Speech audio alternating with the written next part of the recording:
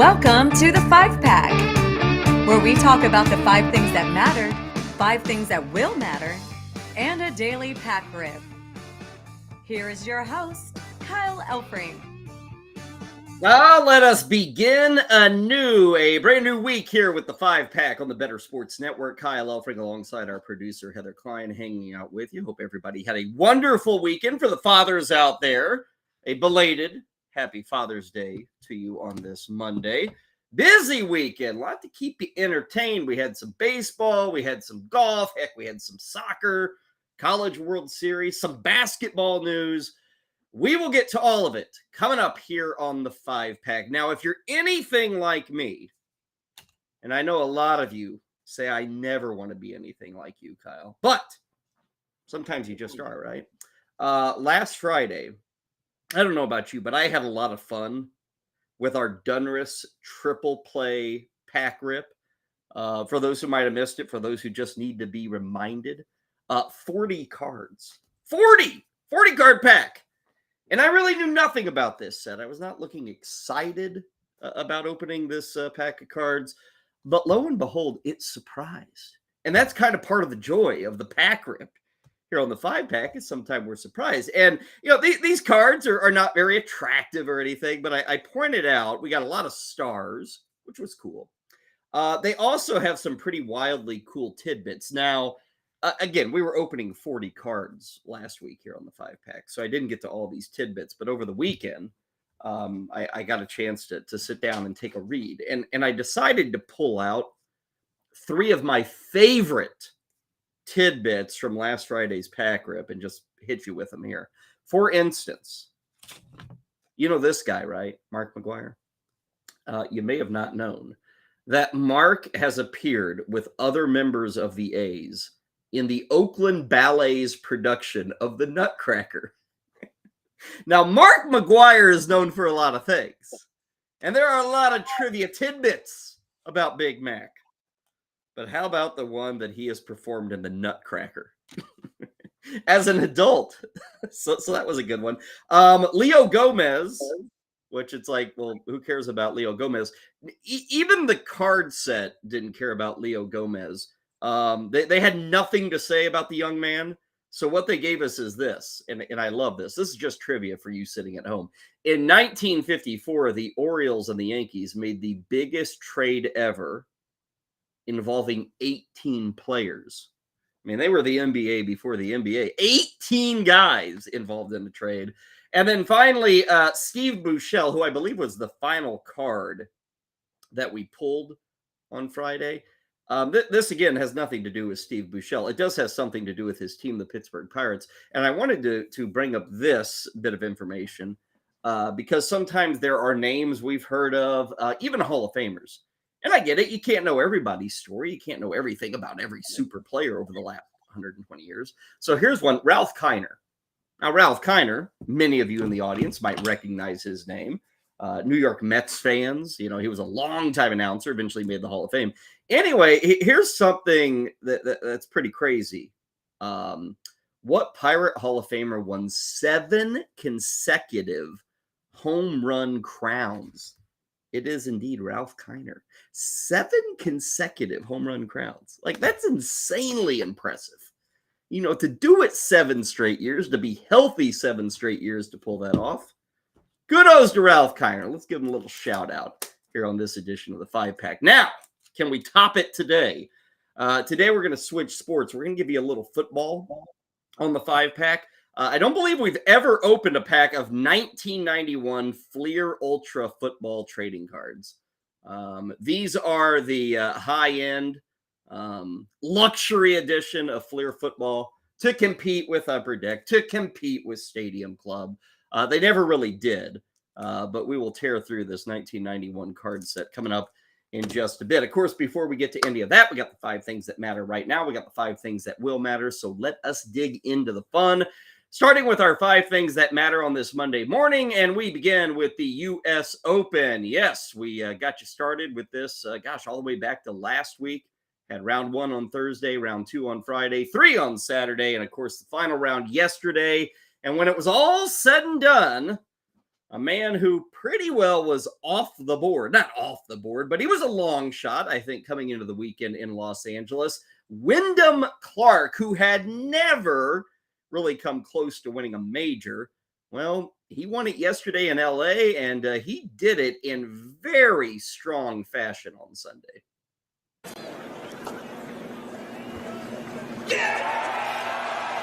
Who takes down all the stars in Los Angeles to win the United States Open.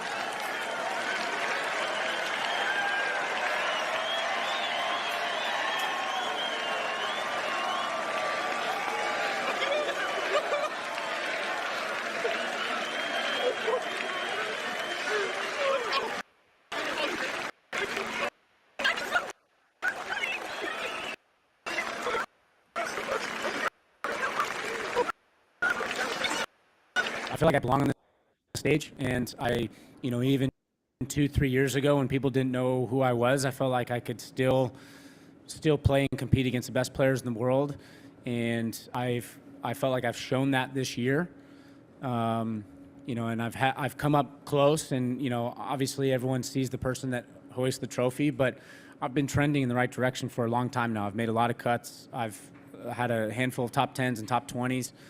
And I feel like I've been on a great trajectory to get to this place. And obviously it's gone faster than I thought. And, as far as just starting to do some stuff mentally that I've never done before. Wyndham Clark there, much more composed there in that post-game media scrum. You will always see emotion when a golfer wins a major golf championship, but watching Wyndham Clark there yesterday in LA, that's like really emotional. And hey, if you've won 7 of them before, 10 of, these major titles, maybe you get used to it. Wyndham Clark has now won 2 tournaments ever in the PGA. Obviously, this was his first major, getting the U.S. Open on Sunday. He is now the 5th straight U.S. Open winner to be a first-time major winner. The other thing with Wyndham Clark, I mentioned the strong finish. He shot par yesterday. He was right at 70, but he had a chorus of big-name golfers chasing after him and pushing him the entire day on Sunday. So he did a heck of a job. He wins by a stroke over Rory McIlroy. McIlroy had issues with his putter. Should give a shout out to Scotty Scheffler, who was one of the favorites coming into this tournament. He finished 3rd. In his last 10 major appearances, Scotty Scheffler has finished top 10 in 8 of them. So keep that in mind as we get set for the Open Championship over in Britain coming up next month. Scotty Scheffler, he'll be a favorite again, but always a good bet for top 10. One other note on this U.S. Open, and this was a big question mark. You go back like 5-6 days ago before this tournament got started in L.A., and we talked about it here on the 5-pack. This course was an unknown. The PGA had never been there. It was not a very public course. Even the private side of this course was very limited. They were very stringent about who got involved in this course. So it was kind of a big unknown. And in tradition, the U.S. Open is always probably one of the 4 or 5 toughest tournaments on the entire PGA schedule for a season. Well, I bring all that up because we saw it on Thursday last week, and it kind of continued through the weekend. It was not as dramatic on Friday, Saturday, Sunday like it was on Thursday. But overall, this was one of the absolute easiest U.S. Open courses you will ever see. In fact, you can make the argument it was the easiest U.S. Open course. Here's the stat. The average score per round at the U.S. Open this year was 71.6. Remember, par was 70. So it was not like people were constantly going 6, 7, 8 under. They weren't. But still, that 71.6, here's the perspective. That is the first time in U.S. Open history, and what was this, the 123rd event? That was the first time in U.S. Open history that the average strokes were below 72. It was 71.6.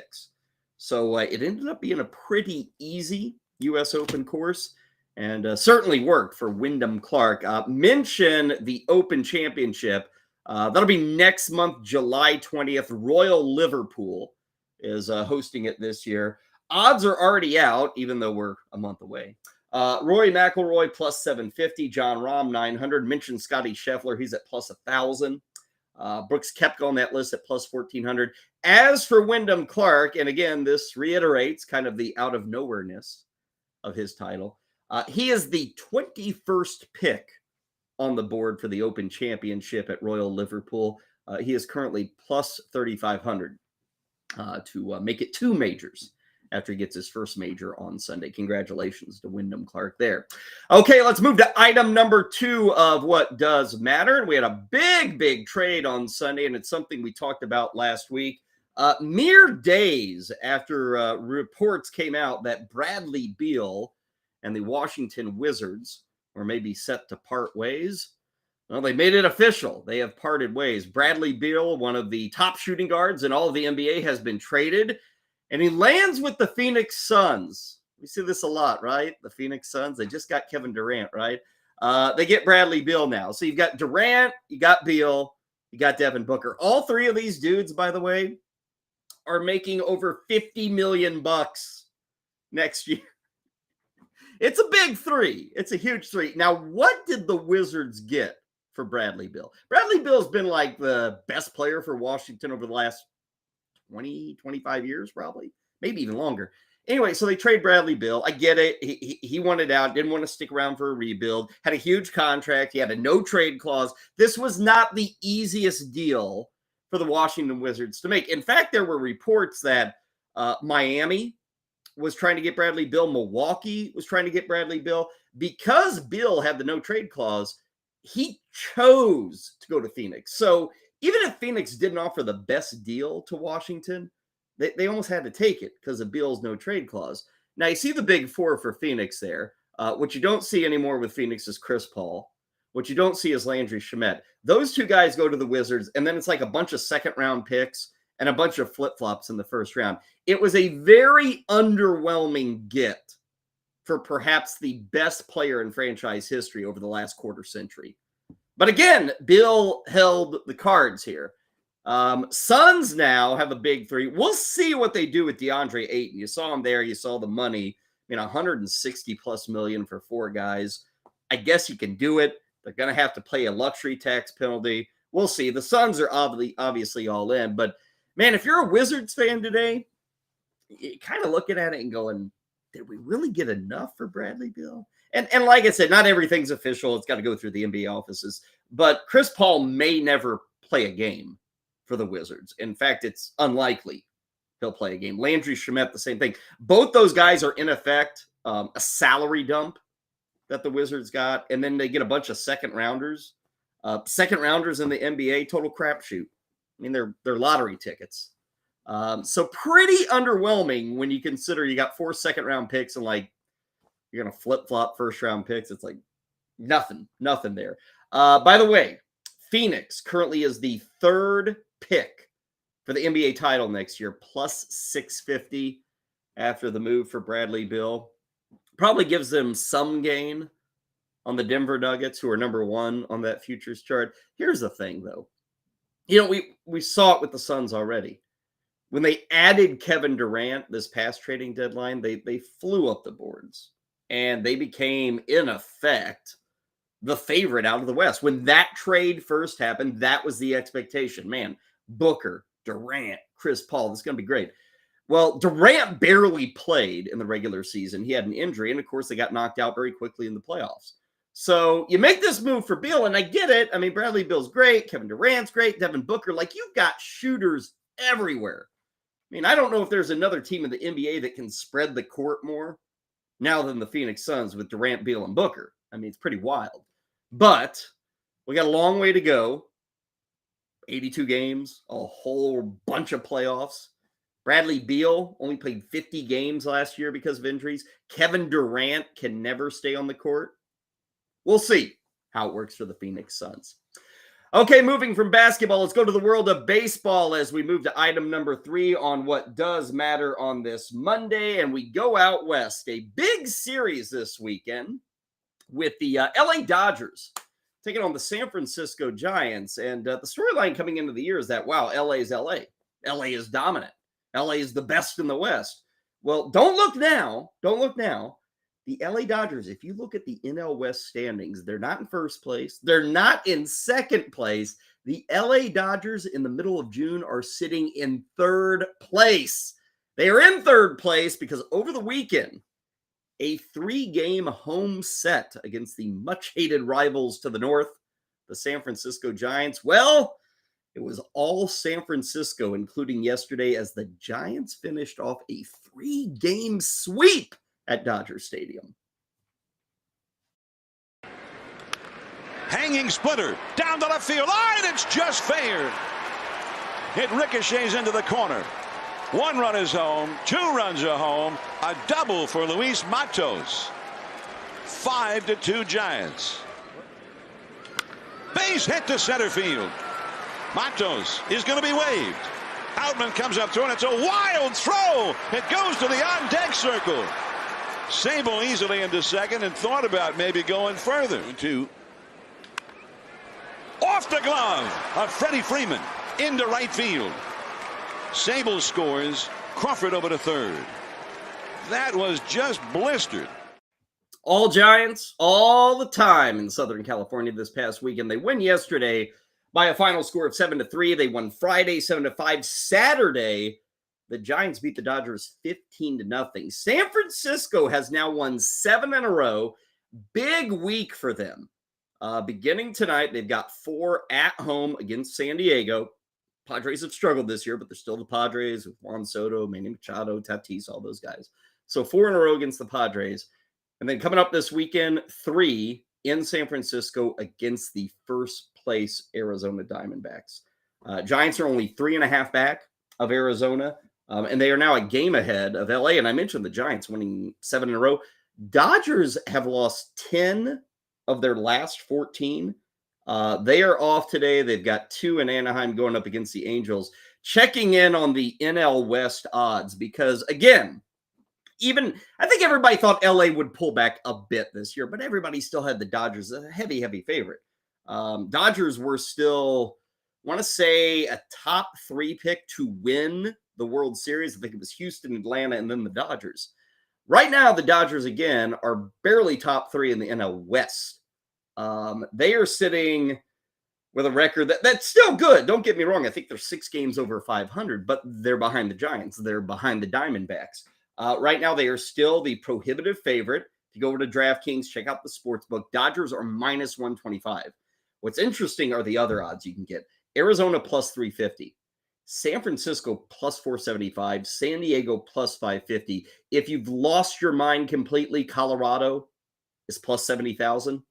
Don't want to go that direction. But you look at those other odds on the Giants, the Diamondbacks, and heck, even the Padres.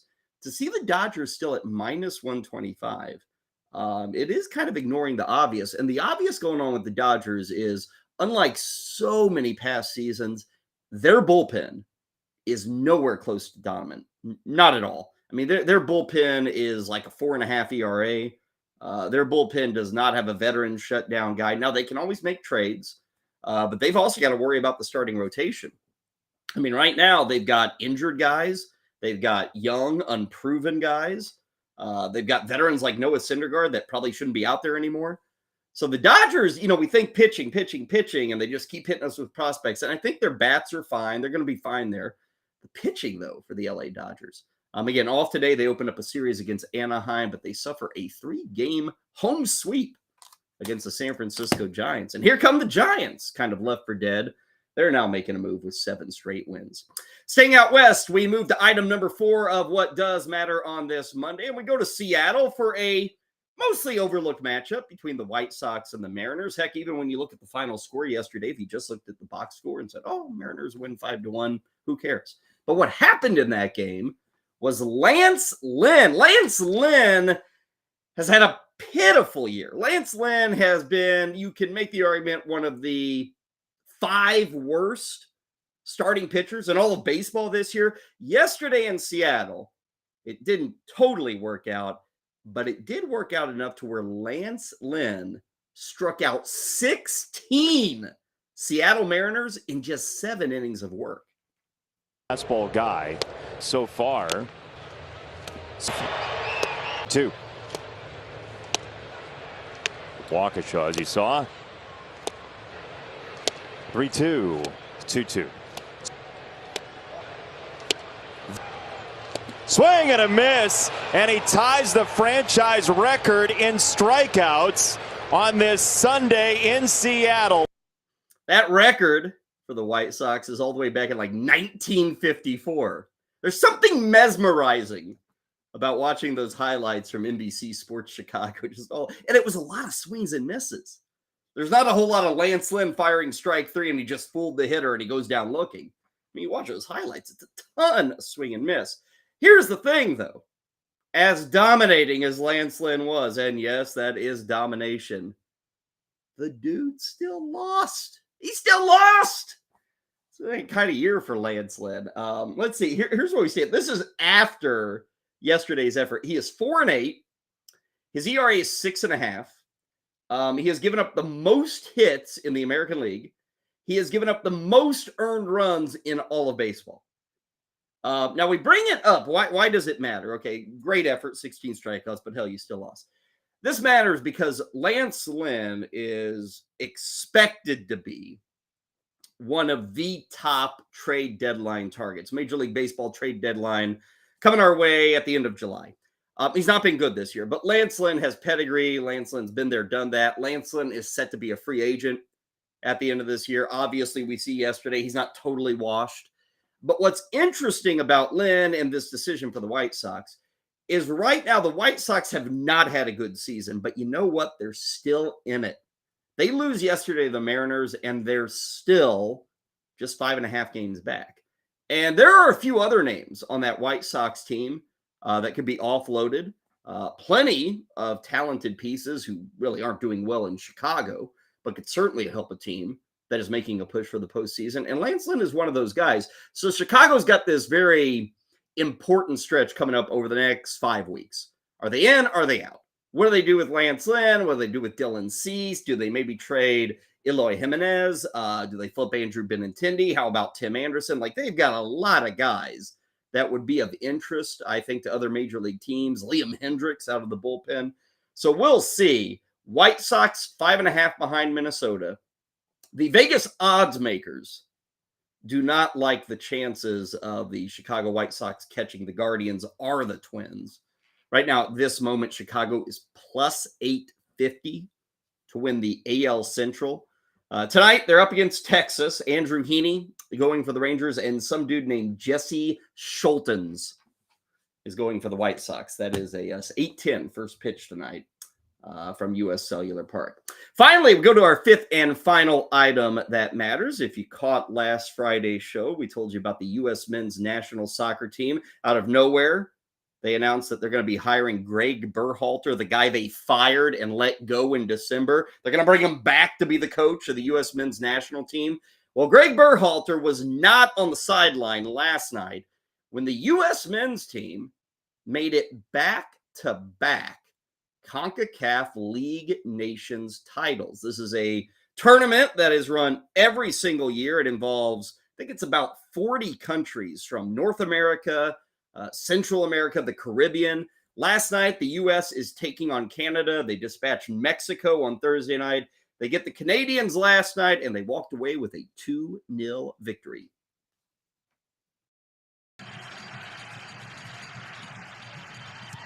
Reyna out into the edge of the 6, and it's Chris Richards with the opener.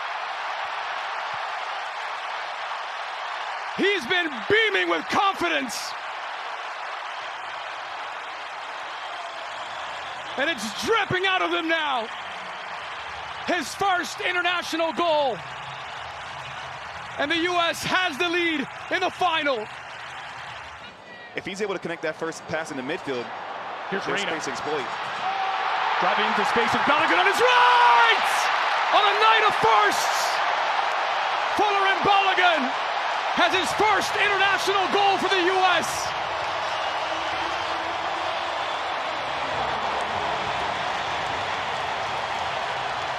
And once again, Reyna, the genesis of it. Welcome to the party, my man. Welcome to the party now, long-time viewers of the 5-Pack. You were ready for that party. What was it, about a month and a half ago? Maybe a little over a month ago. I told you, I warned you. The guy who scored that second goal there, Florian Balogun, he announced it a little over a month ago. Big-time international player, young guy. He was going to play for the U.S. Could have gone to England. I think he could have played for Germany as well. Said, no, I'm going to play for the U.S. And this past week in Las Vegas was set to be his debut, and you saw the goal last night. U.S. picks up a 2-0 victory, and things are looking good, right? Really good. For decades, the U.S. had kind of been the second in command when it came to soccer on this half of the globe. You know, in the CONCACAF region, it was always Mexico. Mexico at the top. Over and over again. Big rivalry, but Mexico always won. Well, not only have you been beating Mexico with kind of regularity over the past few years, but you got the win the other night. Canada's kind of an upstart. You get the win there. Dare I say, the U.S. men's national team kind of legit? And a reminder, the World Cup's coming to North America in just 3 years. Greg Berhalter will be there. Florian Balogun set to be there. We'll hope the Reyna kid is there. Him and Berhalter don't really get along. But a big win last night for the U.S. And again, back-to-back champs in the CONCACAF Nations League Cup. So congratulations to the U.S. men. 2-0, the victory last night against Vegas. Did I see correctly on that highlight? Was there actually a fan in the stands wearing a Mexican national jersey who seemed excited about the U.S. goal? I think there was. Haven't seen that in a long time, ever, if at all.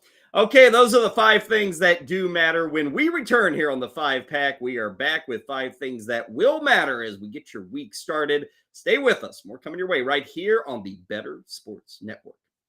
If you're a Giant fan, I wouldn't worry about number 26. Why do I have that confidence? Because Saquon wants to be a Giant. Even if that long-term deal doesn't get done, I think Saquon Barkley will learn by the failure of Le'Veon Bell, who decided to sit out and not sign the franchise tag with the Pittsburgh Steelers, and his career was never the same. Ultimately, Saquon Barkley will be back in the Giants' backfield in 2023, doing what he always does when healthy, and that is produce.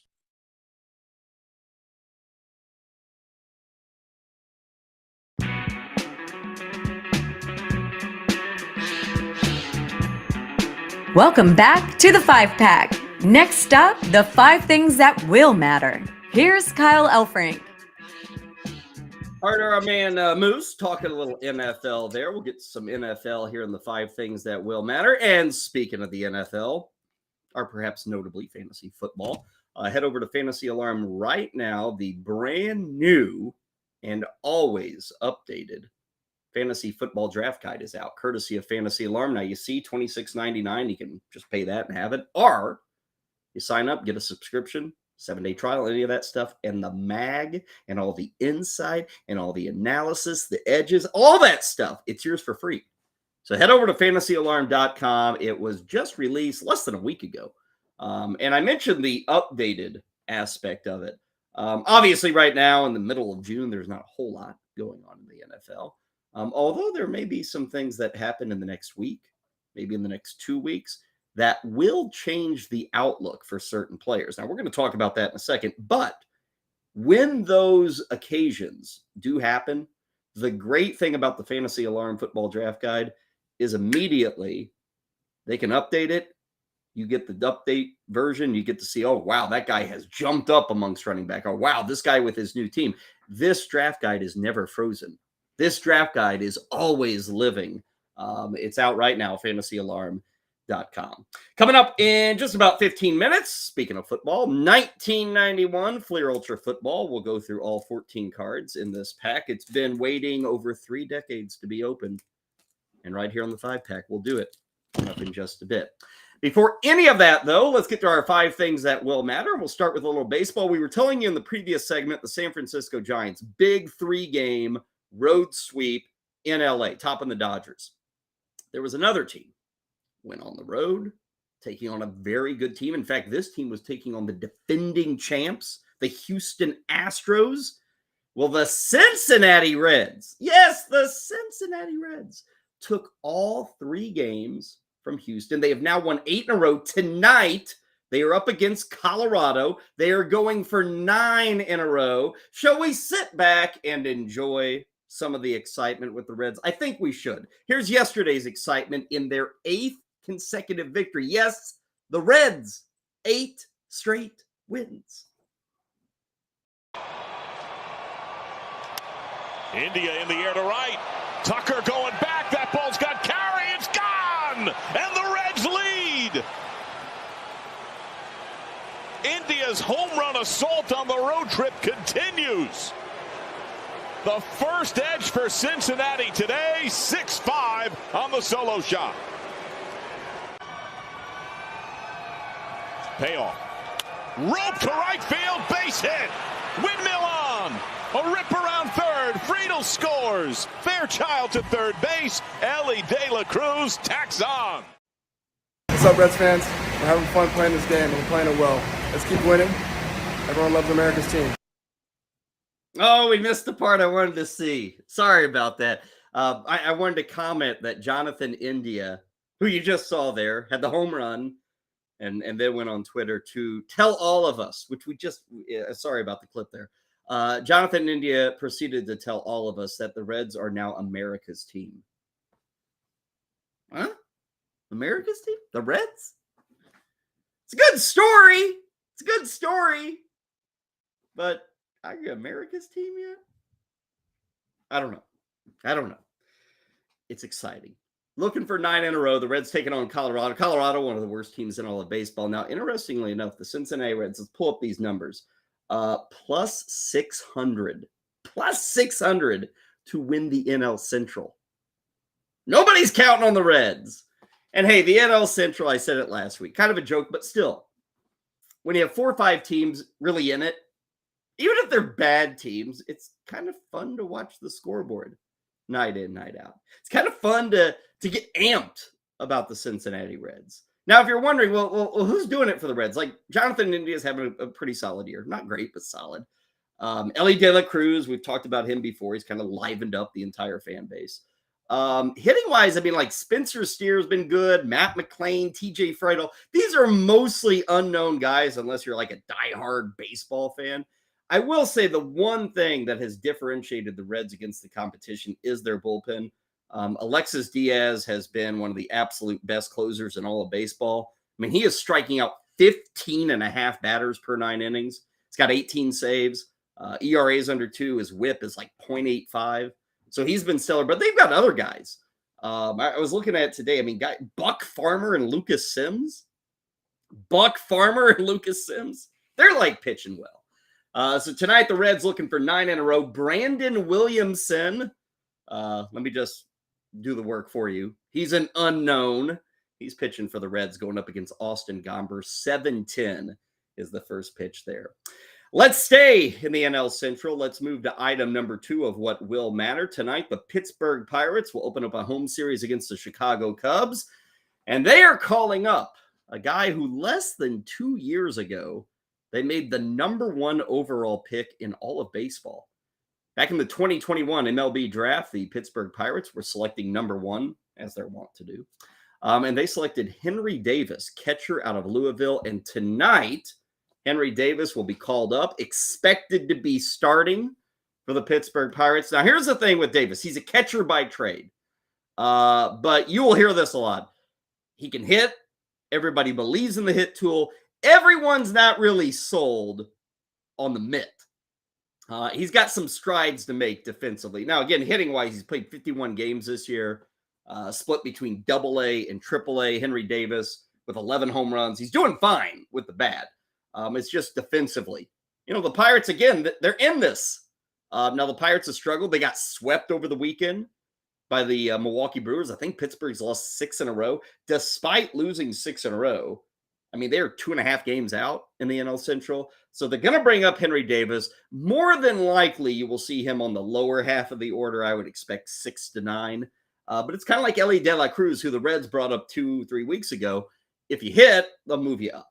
So we'll see if Henry Davis can maybe provide that spark. It certainly gives Pirates fans a little excitement. The team's already been exciting this year.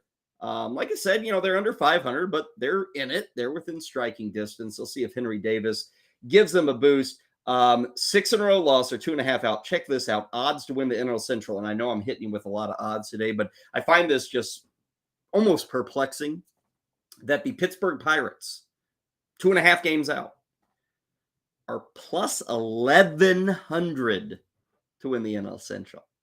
I get it. It's Pittsburgh, and nobody thinks they can hang around. But even 2 months ago, people said, this is a fun April story. They'll be dead by June. They're not. And what they have going for them is not so much, hey, they're Pittsburgh, and these guys are great, and they're going to improve, and they're going to be. It's not that. It's not really about Pittsburgh. It's about the competition. That is what makes plus 1,100 enticing. 1,100 is a huge long shot. You put down money on the Pirates at 1,100, you don't expect to win. But my God, look at the reward there. And when your competition is Milwaukee, who has been playing very middling baseball for 2+ months, who have had pitching issues already, when your competition is the Reds, who've got very little proven hitters or pitchers, when your competition is, the Cardinals are 15 games under 500. The Cubs are 6 or 7 under 500. I get it. The Pirates are a long shot. But you throw all this into the mixer, into the blender, plus 1,100.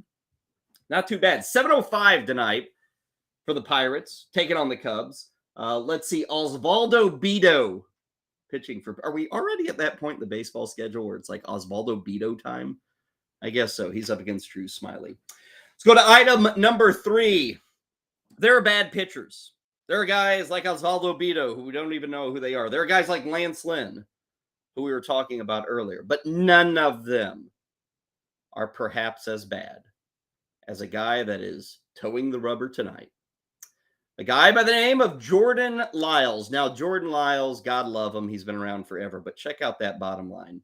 Check out that line down there. You see that? You see that big fat 0 under the wins column? Jordan Lyles will start for the Kansas City Royals tonight, taking on Detroit. This will be his 15th start. As you can tell, the Royals have yet to give Jordan Lyles a victory. Now, he's not pitched good. Let's not get this wrong. Look at the ERA, 6.9. But the whip isn't horrible, 1.3.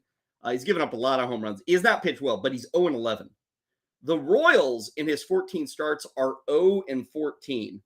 I did some work over the weekend. Here we go. In 1969, the Boston Red Sox went 0-16 for the first 16 starts by Jim Lonberg, 0-16. That is the worst run in a single season since World War II. Now, if you go all the way back to 1912, the Boston Red Sox went 0-18 when pitcher Walt Dixon was on the hill. So Jordan Lyles is 0-14. Tonight, the Royals are taking on Detroit. Can he avoid the 0-15? We'll see. We'll see. If you're interested in watching this, I don't know why you would, but if you're interested, 640, Lyles against Reese Olson. Now, here's the crazy thing. The Royals suck. Jordan Lyles sucks. They aren't much of a long shot tonight. It's plus 125. Yes, they're an underdog, but a very slight underdog against Reese Olson and the Detroit Tigers. So there you go. Oh, and if you maybe are feeling Jordan Lyles tonight, I will say he's been pretty good in his career against Detroit. 4 career starts. He does have a win. His ERA is about 3.5. His whip in 4 career starts against Detroit under 1. So maybe tonight's the night. But man, I just keep looking at that record by Jordan Lyles. 0-11. 0-11. Come on, man. Come on, Royals. Give some support to your teammate Jordan Lyles. Staying in the world of baseball, but moving to the collegiate ranks, the College World Series continues today. We've been talking a lot about it here on the network, talking a lot about it here on the 5-pack. A lot of future stars of Major League Baseball are playing in Omaha, and we had a heck of a weekend. I don't know how many of you saw it, but we had 2 games Friday, 2 on Saturday, and 2 on Sunday. We have played 6 games in this College World Series. 5 of the 6 games thus far have been decided by 1 run. And the only game that wasn't decided by 1 run, I think, was a 6-3 final. So they've had really good baseball over the weekend. The Florida Gators are 2 for 2. 2 games, 2 victories. And Wyatt Langford, who we told you about last week, Wyatt Langford probably going to be one of the first 3 or 4 names, maybe 3 to 5 names that is going to be drafted next month in the Major League Draft. He plays for the Florida Gators. He had an epic smash over the weekend that I wanted to show you. And Jack Caglione looms behind him. This is hammered. Left field, and we are tied.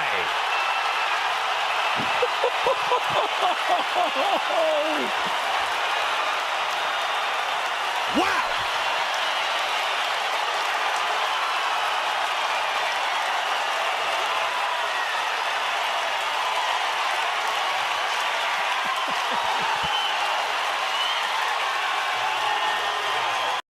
I might be saying, oh, just a home run, big moment.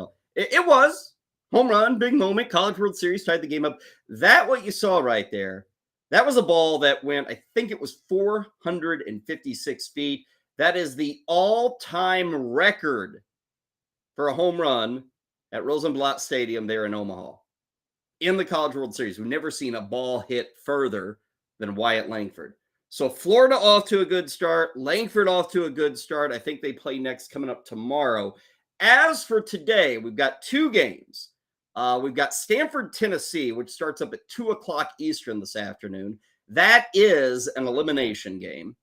And then later tonight, coming up in this game, both games, in fact, are on ESPN. Later tonight, 7 o'clock, we will have Wake Forest against LSU. Now, this is not an elimination game between Wake Forest and LSU, but these 2 teams are worth noting because LSU and Wake Forest are the only 2 teams that at one point were ranked number 1 this season. Wake Forest is the current number 1. LSU was there earlier in the season.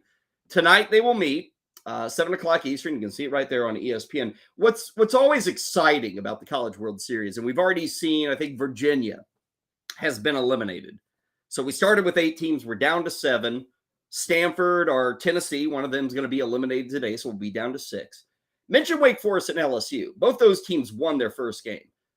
If you win this game tonight, you are in a really good spot to make the finals, to make it into that best of 3 finals. If you lose tonight, and this speaks to how quickly it can go in the College World Series, if you lose tonight, you immediately have to come back tomorrow, and you're playing in an elimination game. So, right now you're looking good. You're feeling good. You're amped. You're number 1 in the country if you're Wake Forest. You're a super team if you're LSU. But whoever loses tonight, they got their work cut out for them. Because, again, it could be over by like 5 o'clock tomorrow, even though they're not playing until 7 o'clock tonight. So check it out, ESPN, with not only the 2 games today, but all of the College World Series. Finally, we go to our 5th item that will matter. Talking about the NFL, and we touched on this a bit last week with Dalvin Cook. I know a lot of people are wondering about DeAndre Hopkins. One thing to keep an eye on this week in the NFL, we still have some free agent running backs that we've all heard of, that we've all used in fantasy leagues, that we've all celebrated at one time or another, guys who run the football, and they still don't have a job. We are less than a month away from training camp, and you've got guys like Zeke Elliott. You've got guys like Leonard Fournette, guys like Dalvin Cook, of course. You got even somebody like Kareem Hunt. These players are all still looking for a home in 2023. And I get it. All of them have reasons that they aren't currently on an NFL team. But this is just another reminder in like a reminder after reminder after reminder of how this position is treated in the NFL. Zeke Elliott scored touchdowns last year. Leonard Fournette was a starting running back for Tampa. Dalvin Cook was good again. He was hurt, but good again. Guy like Kareem Hunt as a backup to Nick Chubb, solid. All these guys are looking for jobs. I saw over the weekend Joe Mixon, who had a super year last year for the Cincinnati Bengals. There are still rumors going around right now that the Cincinnati Bengals may bail on Joe Mixon. Right now, they're looking at their contracts and they're looking at what Joe Mixon's making. I think he's due like $12 million is what he counts against the cap. And they're saying, wow, nobody else in football is playing running backs more than $6 million. And we got this guy for $12 million. Now, I don't know if Cincinnati cuts Joe Mixon, but what they're trying to do is go to Joe Mixon, go to his reps and saying, hey, can you take a pay cut? Can you do us a favor here? Can you help us take money from you? Oh, and yeah, you're really good at your position, but we need money from you, and we want to pay Joe Burrow. Or we want to go out and get some offensive line help. Those are the discussions going on right now with Joe Mixon. Like, he has a team. He's not Zeke. He's not Fournette. He's not Kareem Hunt. He's got a team. But this week, next week, I guarantee you negotiations are going on where the Bengals are like, we need some of this money back. Come on, Joe. Give us some of this money back. So we've got guys who are already looking for a job, big name running backs, guys who you certainly could see have moments in 2023. They're great depth plays. I don't know if any of them are starters at this juncture. At best, they're probably splitting. I mean, Zeke, if you're facing a 3rd and goal from the 2, there probably aren't many better running backs to have than Zeke Elliott. I mean, if nothing else, that guy knows how to find the end zone. But all of them still free agents as we enter this week of July. You see them right there. You see them in their old uniforms. We'll see if they have new uniforms coming up. Those are the 5 things that will matter on this Monday. Hopefully 1, 2, maybe all 4 of those guys get a job. When we return here on the 5-pack, we are going to go through our pack rip. We do it every day. Today we got some football. 1991 Fleer Ultra. I believe it's the first year of Fleer Ultra as they got into the ring with the premium product. We'll tear through this foil pack coming up next right here on BSN. Dameon Pierce has been one of the most talked about running backs post-draft, since the Houston Texans really didn't bring in any competition. But should you expect him to perform the same way he did last year? Pump the brakes a little bit on that. As good as Pierce was in breaking tackles and creating yards after contact last year, he was severely lacking in pass protection, ranking 124th. The Texans also brought in Devin Singletary. I expect much more of a committee approach. At an ADP of 67.6, I'm steering clear of Dameon Pierce.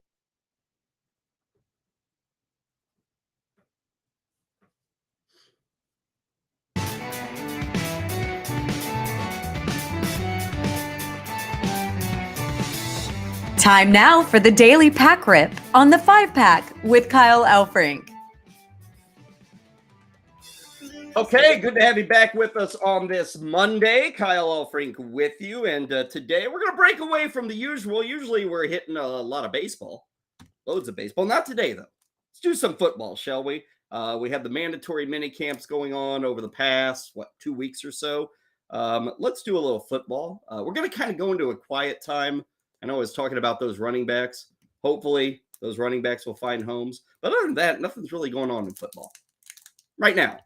Let's have a little football, shall we? Let's do a little pack rip. We got Fleer Ultra here. 1991, we got 14 cards. Let's see. Is this sucker going to open? Come on, you stupid pack. Let's see. There we go.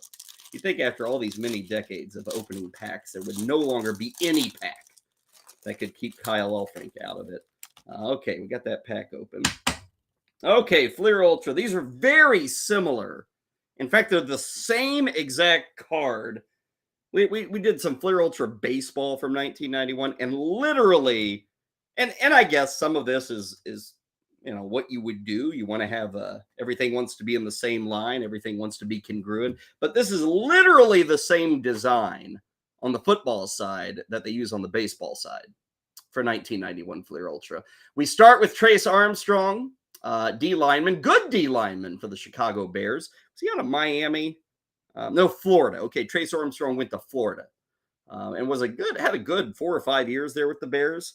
Was kind of seen as the replacement, if you will, for Richard Dent. The thing about Fleer Ultra, you get 3 photos on the back. That's right. How about that? 3 photos on the back, in addition to the action photo on the front. Let us stay in the NFC Central at the time, now the NFC North. Tim Harris, Patriots linebacker. Talked about Tim Harris a few weeks ago. He was the guy, I believe, that slammed Jim McMahon to the turf. Is that right? Maybe I'm wrong on that. And we're just going to keep it going. This whole pack may be defenders. Wilber Marshall of the Washington Redskins. Very good linebacker. Not a legend for the Redskins, but if you grew up in this area, you know who Wilber Marshall is. And he was also a former Chicago Bear. He was with, I think, those Rob Ryan defenses back in the day. The great 86 Bears, the 46D. Chris Dolman, a fearsome defensive lineman for the Minnesota Vikings. He was always near the top of the sack leaders. He makes it. Toy Cook, not Tim. This is Toy Cook, D-back for the Saints. I don't know much about Toy Cook, but my God, look at the flat top. Nice looking flat top, Toy Cook. They don't make them like that anymore. I love that. That's a sharp looking flat top. Good stuff there. Okay, we have a Fleer Ultra draft pick. And this guy, he was not a bust like a Ryan Leaf. He was not a bust like a maybe Rick Meyer. Rick Meyer, of course, drafted by Seattle, but he was a bust at quarterback for Seattle. Dan McGuire, who I believe, was he brother with Mark, or was it maybe a cousin of Mark? Dan McGuire, 6'8" for Dan McGuire. This you can't see it on the helmet. They had to color out the emblem because you couldn't show college emblems. But Dan McGuire played for the San Diego State Aztecs, I do believe. Yeah, San Diego State. Started at Iowa. As a senior, he completed 60% of his passes, 3,800 yards, 27 touchdowns, 7 picks. The tallest quarterback to ever compete at the collegiate level. Dan ranks second on the Aztecs career list for completions and yards. Drafted by the Seattle Seahawks and was an absolute bust. It was no good. In fact, he was bad. Let's just say that. But that was a card. If you pulled this in 1991, you're like, whoa, I got a quarterback who's going to be the next Dan Marino. No, you got the next Dan McGuire is what you got. Pepper Johnson, Giants linebacker. And anytime the Giants were playing the Eagles, Pepper Johnson was after this next guy, the legendary Randall Cunningham. Randall Cunningham is a guy that if you saw him, you know him. If you never saw him, he might be forgotten to the sands of time. He was, to me, along with Steve Young, but Cunningham even more than Young, Cunningham was the original. He was the original Michael Vick. He was the original Lamar Jackson. He was the original Cam Newton. The dude knew how to get outside the pocket and hurt you. And he was an explosive QB. Now, they never won as much as people thought in Philadelphia with Randall Cunningham. And he eventually left Philly. Kind of got resurrected in Minnesota. The Vikings, I think it was that rookie year with Randy Moss. Vikings went 15-1. Their offense was out of this world, and Randall Cunningham was a huge part of that offense. Put up massive numbers that one year with Minnesota. But a lot of people consider him an Eagle. Those were his early days. A lot of highlights of Randall Cunningham getting around and racing around the pocket. Fun player. Great player. Like I said, he was up there with the Vicks, the Lamar Jacksons, Cam Newtons, all that stuff. Kevin Fagan, as we continue our run through all things defensive line in this Fleer Ultra pack. Here is Michael Kofer. Why not throw another linebacker on the fire? Kofer, the linebacker for the Lions, taking on those creamsicle Tampa Bay Buccaneers. Up next, man, love this name. This is a fun name. Chris Berman called him the Mac Attack. Kevin Mack. And Kevin Mack, doesn't he just look like a Cleveland Brown? Check out those pads. And you see the defensive back from the San Francisco 49ers. He got no chance against number 34. And Kevin Mack teamed up with Ernest Biner. Kevin Mack and Ernest Biner. Couple of just awesome running backs at Cleveland. They teamed him up with Webster Slaughter as a wide receiver. Ozzie Newsome was the tight end. Bernie Kosar, of course, was the quarterback. Cleveland, though, never made the Super Bowl. They didn't with Kevin Mack. They didn't with Bernie Kosar. To this day, the Cleveland Browns have never made a Super Bowl. But this is when Cleveland was flying high. And Kevin Mack, check out the back. I keep talking about these shoulder pads. And you'll see this with linebackers. Check them out on this running back. I mean, look at that side shot of Kevin Mack. I mean, the shoulders are wider than the helmet and everything else. Just a big dude. Let's see. never, at least at this point in the year, what is this, 87, 88, 89, and 90, 4 years, never topped 735 yards rushing. I will say in 1990, 42 catches for 360 yards. How about getting that guy out in the flat, making a reception and trying to bring him down as a cornerback? What happens is you get left in the dust like that 49er cornerback did. Here is Maurice Hurst.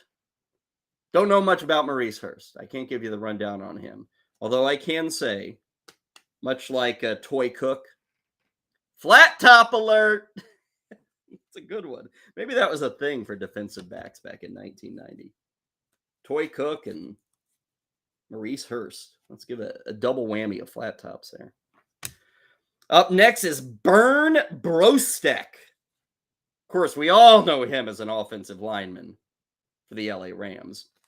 Interesting thing with the back of Burns' card is, all these other guys have stats.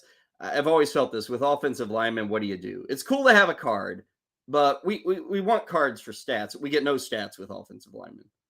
Like, I don't even know today if you made offensive lineman cards, would you have like number of pancakes? Probably have sacks allowed. I'm sure there are advanced analytics you could put on there. Instead, for Burn Brostek, we get originally drafted as a center. Burn has been used extensively as a guard by the Rams.